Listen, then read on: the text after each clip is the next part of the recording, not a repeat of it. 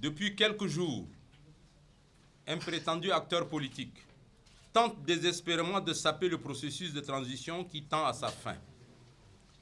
Le premier acte criminel mené par les hommes de main de cet individu, sans foi ni loi, est la tentative d'assassinat du président de la Cour suprême.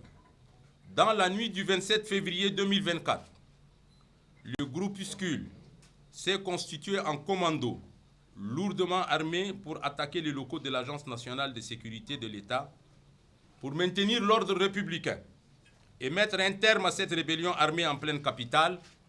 Les forces de défense et de sécurité ont opéré une descente dans les locaux qui abritent le siège du parti, que dis-je?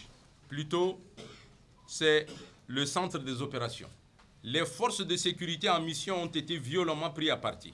Le Tchad, qui avance inexorablement sur le chemin de la paix, de la sécurité, de la démocratie et du développement, ne mérite pas une telle forfaiture et un tel sacrilège. À cet égard, le mouvement patriotique du salut, MPS, condamne fermement et avec la dernière énergie cette visée criminelle qui vise ni plus ni moins à mettre à mal le processus politique en cours et replonger le pays dans les sombres heures de son histoire. Fort heureusement, les forces de défense et de sécurité, toujours intrépides et vigilantes comme à l'accoutumée, ont mis en échec ce plan de déstabilisation savamment planifié, mûri et mis en œuvre.